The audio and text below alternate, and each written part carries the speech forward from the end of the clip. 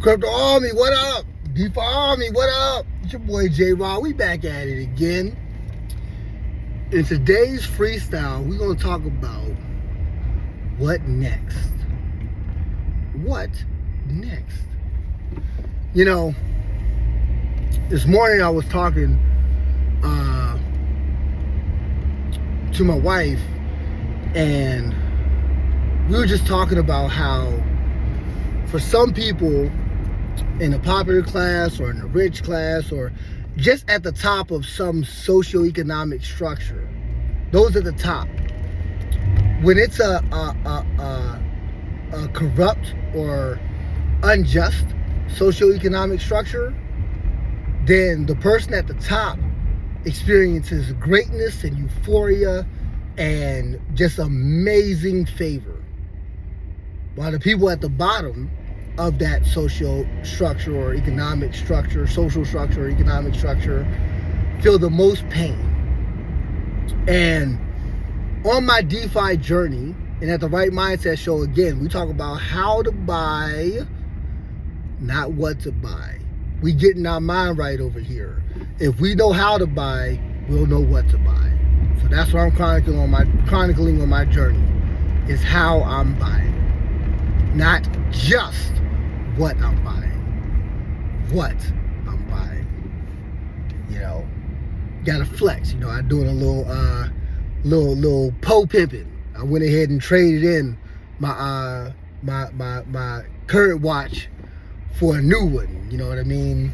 Because I can't afford to buy a new one. But hey, we can trade. You know what I'm saying? But yeah, just a little something, you know, little jokes for you guys. I still gotta throw the jokes in, man, because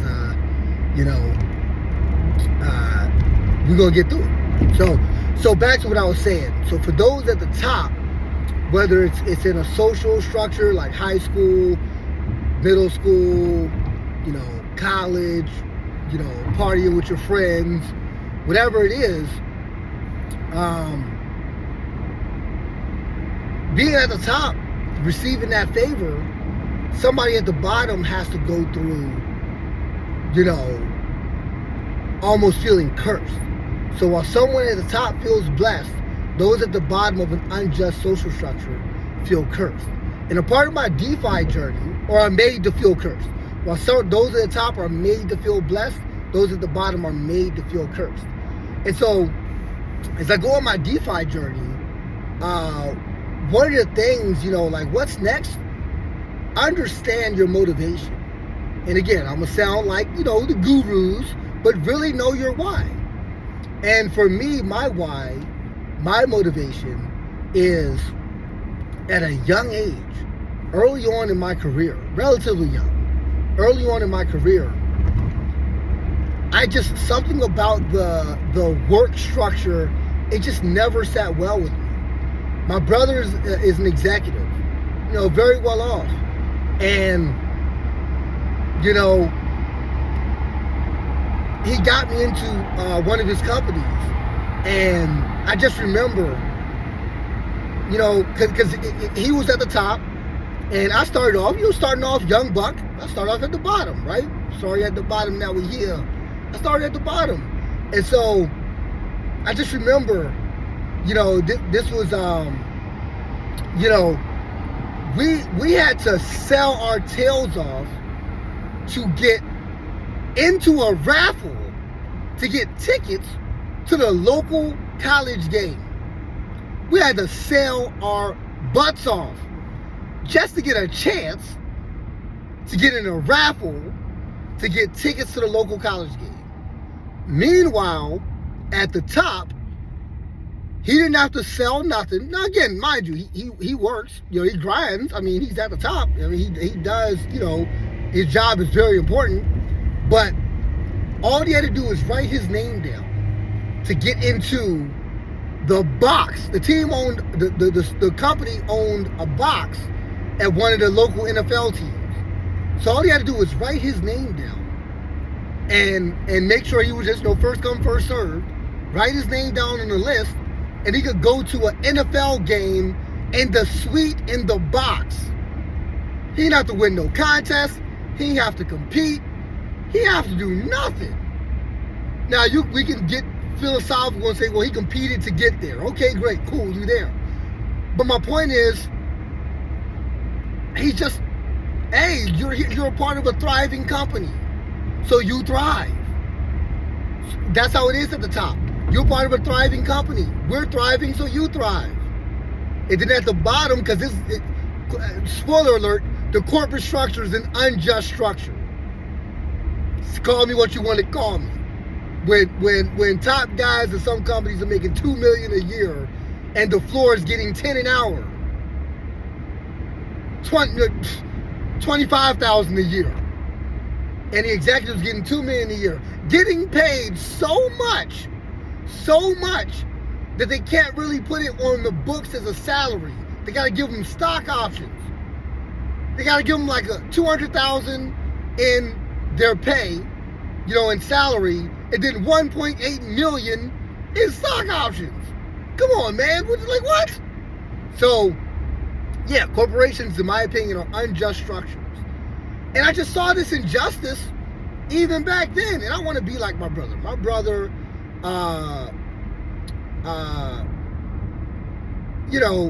my brother is my hero, man. And I've wanted to follow his footsteps for the longest. So I've been trying to do the corporate life thing. But man, in my DeFi journey, that ain't for me, man. I'm on this plane and I'm like, why they giving you and your friends a parachute? And I'm next to the exit row. You know what I mean? Like, the exit row in planes, that's like you helping people get out if it crash. And you flying out if it crash. And y'all in here, not only are y'all not in the exit row, but y'all got parachutes. Why I don't got a parachute? And so if you're following the metaphor. But it's like, come on, man. It's just, and so I saw the injustice, and I soured to climbing the corporate ladder. It's just, it's not for me. And so, again, I gotta do what I gotta do to take care of my family. So, I'll climb it if need be. But, if y'all not gonna provide me a parachute, I'm gonna build one with my bare hands. That's what I'm gonna do. That's my grind. And on the Right Mindset Show, that's really what we doing. We crafting over here. We crafting. So we gonna move on from Safe Moon. We're gonna cover the trial, and if things work out, you guys will be one of the first to know. But we're gonna move on from Safe Moon, and we're gonna get into the Right Mindset. We're gonna talk about other things that we're doing, but really, again, we're gonna talk about how to buy, not what to buy. And on my journey, that's what I'm chronicling. So what's next? Assessing why we're here. And I'm here because the corporate system to me is unjust, and it's not a place I want to live in or abide by or be at anymore. I will do it to take care of my family, and I'm good at what I do. So don't get it twisted. I put in work. Y'all know nothing about hip hop, man. Y'all know nothing about that. I put in work. Y'all know. Let me stop. Y'all know nothing about that. Y'all know nothing about that. But I put in work, man. And I'm gonna continue to put in work because I ain't where I want to be. But I got a chance to build this parachute and hop out. That's what I'm gonna do, man. But until then, yeah, I'm grinding. So I'm putting in work. But yeah, it's not a fit for me, man. And that's why I'm building my system. That's why I take Safe Moon as a loss and say, I'm 7-1. If I win the Super Bowl, read, if my other investments work out next bull run, I'm not gonna be thinking about the loss of Safe Moon. Because I'm gonna be building forward momentum. I'm gonna be getting it with Evergrow, getting it with AdaCash, getting it with Ripple, getting it with Ethereum. Like, I'm not gonna be thinking about Safe Moon. And ironically, in my career, you sort of learn this because most of my career is sales, and you gotta kind of learn, like, if you deal with a tough customer, when you get that commission check, they no longer exist. That conflict, you're like, oh, this why I do this. And so I've gotten somewhere in my career. I've done a little bit. I've done a little something. We ain't on the floor. Let's just say that, but I can still be in the system and really want it to be better. It's the fact that I care is why I say something. If I didn't care, I'd just get in DeFi, make my money, not talk about it, not educate, not share my journey, and just slowly walk out while people suffer in terrible wage circumstances. But now I'm gonna speak out. I'm gonna criticize. I'm gonna provide feedback. I'm gonna bring some of these companies to the front of the congregation, and we're gonna have conversations. But that's why I'm doing it, guys. That's my why. I'm building my system, and I'm not stopping until I get to the top of this, because this structure is fair. It's just. If you find the right trade, you will get paid. There ain't no like in stocks. There ain't no we closing at 5, so you can't trade. But the companies can look at their books and know how much money is coming and make their moves accordingly. They can make the adjustment, but you can't. And if you buy at 5, if you buy before 5, you buy at 4:45, and it go down and trading close, and the stock drops the next morning at 8 a.m. Oh, tough noogies for you. I don't know how it dropped, but tough noogies for you, because we're just gonna make sure you don't trade. Like, as long as we know you don't trade.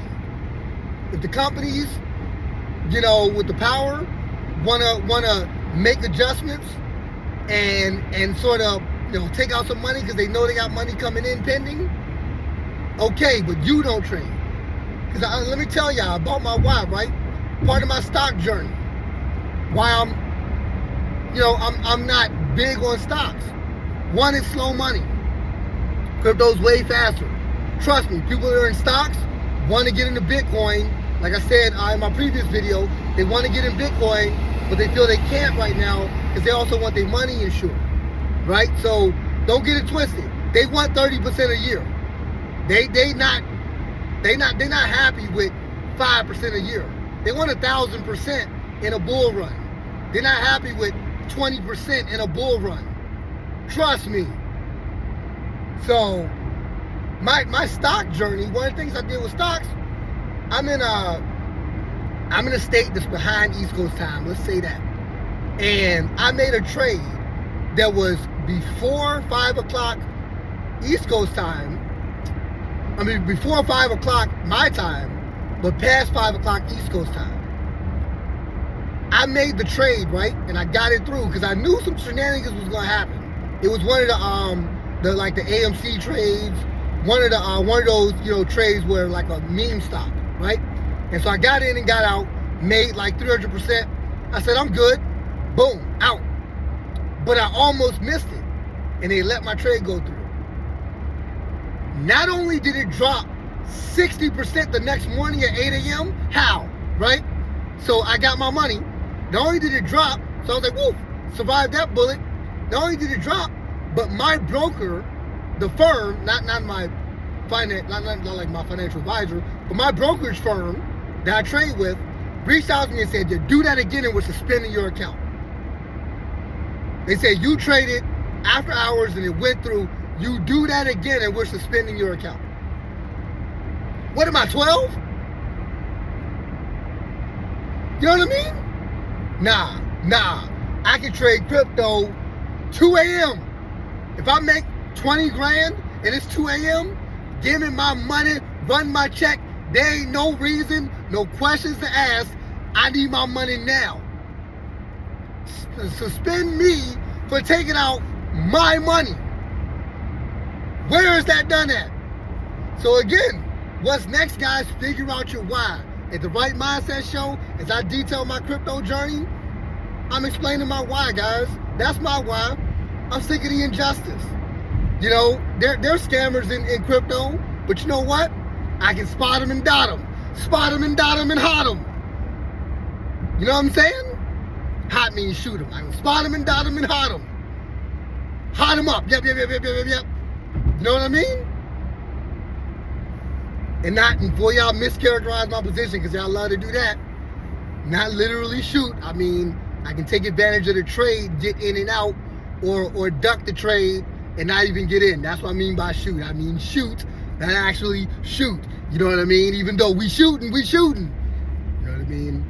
Metaphorically, man. Come on, guys. Let's grow up, guys. Let's grow up. But yeah, man, that's what we got, man. Figure out your why, man. Figure out your why. If it's not the same as mine, fine. But figure it out. That's how we get through these times. That's how we get through this, man. That's how we build our system, focus on the right mindset, and that's how we're gonna give ourselves the best chance to make it, which is all we're trying to do, guys. That's all we're trying to do. So yeah, man, you know what it is. Like, comment, and subscribe. Your boy's still outside. Holla back. Crypto Army, what up? DeFi Army, what up? It's your boy J-Ron. We out of here.